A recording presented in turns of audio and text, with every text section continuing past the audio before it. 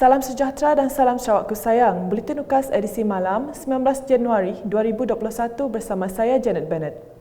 Berita utama, dalam memantapkan operasi memerangi wabak COVID-19, Kerajaan Sarawak pada Selasa telah meluluskan peruntukan sebanyak RM81 juta bagi operasi Jawatankuasa Pengurusan Bencana Negeri JPBNS Sarawak, termasuk mewujudkan makmal ujian Polymerase Chain Reactions PCR COVID-19 di Kapit.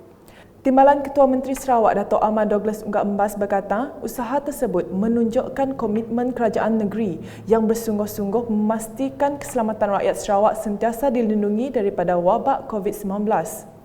Jelas beliau, dana kerajaan negeri itu juga digunakan bagi menyediakan pelbagai kemudahan kuarantin, makmal PCR dan peralatan lain bagi memberi perkhidmatan kesihatan terbaik untuk rakyat Sarawak.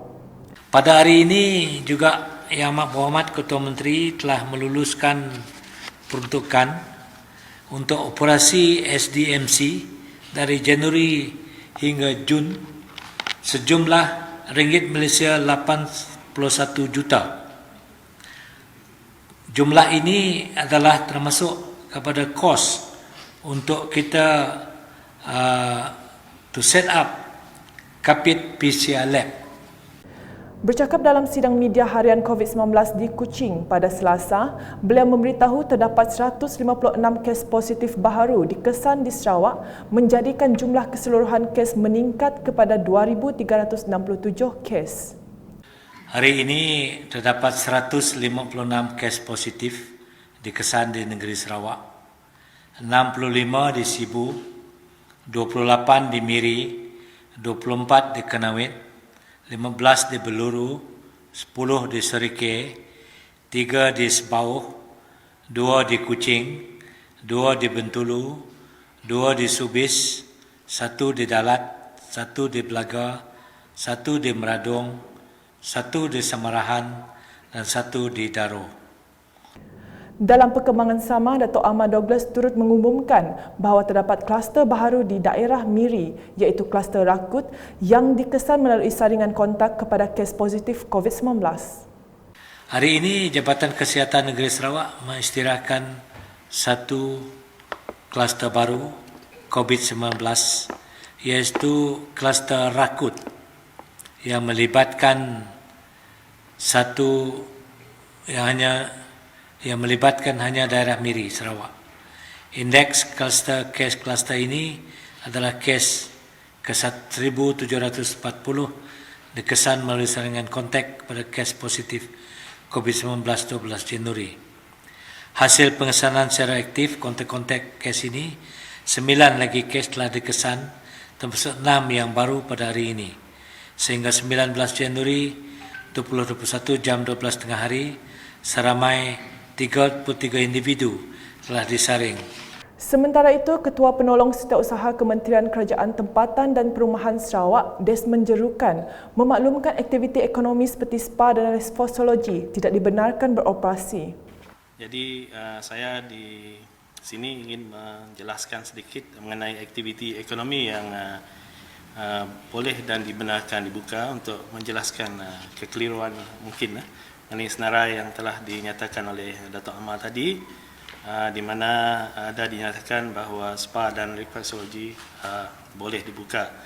Jadi menurut SOP AM, Perintah Kawalan Pergerakan, yang boleh didapati di laman web MKN Sarawak, MKN utama, aktiviti operasi seperti kedai pakaian, gunting rambut, salon, spa dan reflexologi adalah tidak dibenarkan. Beralih ke laporan berikutnya, pengumuman pakej bantuan pelindungan ekonomi dan rakyat Malaysia PERMAI yang diumumkan oleh Perdana Menteri Tan Sri Muhyiddin Yassin pada Isnin adalah sebagai langkah proaktif bagi membantu rakyat susulan pelaksanaan semula Perintah Kawalan Pergerakan PKP di beberapa negeri. Orang awam yang ditemui rata-rata menyatakan kelegaan khususnya mengenai pelanjutan moratorium dalam keadaan negara ini masih berdepan dengan pandemik COVID-19. Sebagai pembayar pinjaman, kami pun baru habis graduate juga. So, sebagai kan kini orang banyak cari kerja nak. So, bagi kami baguslah untuk penangguhan sebab orang tengah struggling juga cari kerja apa semua. So betternya macam tangguhkan dulu untuk sebagai pembayar lah. Mun ditangguhkan pinjaman tu, kami orang boleh menggunakan pendapatan yang ada tu untuk menampung pembelanjaan dan keperluan diri pun lah dan keluarga. Untuk moratorium yang diperkenalkan oleh kerajaan, pada pendapat kami ianya sangat baguslah. Untuk kami secara peribadi, ianya memberi peluang kepada kami untuk menambah simpanan peribadi untuk digunakan semasa susah kemudian hari lah. Sementara itu, orang awam turut menyambut baik penambahbaikan kerajaan bagi permohonan kategori 2 AISINA, Kumpulan Wang Simpanan Pekerja KWSP. Bahasa puas hatilah dan berterima kasih pada kerajaan yang prihatin terhadap rakyat yang dalam masalah COVID-19 tu lah. Dapat pakai menyokong perbelanjaan harian kami juga dan menyokong perbelanjaan untuk menampung kedai-kedai yang ada bermasalah lah. Untuk orang yang ada pendapatan, orang yang terjejas pekerjaan, boleh menggunakan duit AISINA dengan sebaik-baiknya. Dan untuk membeli keperluan rumah, dapur dan musim banjir tu, yang semua yang memerlukan duit AISINA tu. Macam banyak nolong orang, especially macam orang yang dah hilang kerja, ada pendapatan lain, sementara yang cari kerja, at least bantuan daripada AISINA ya, walaupun si banyak, duit sikit-sikit, at least dapat meringankan beban untuk seisi keluarga ataupun seseorang individu ya dalam menampung kehidupan sehari-hari sampai ujung bulan. Sekian edisi malam bersama saya Janet Bennett dan kru penerbitan.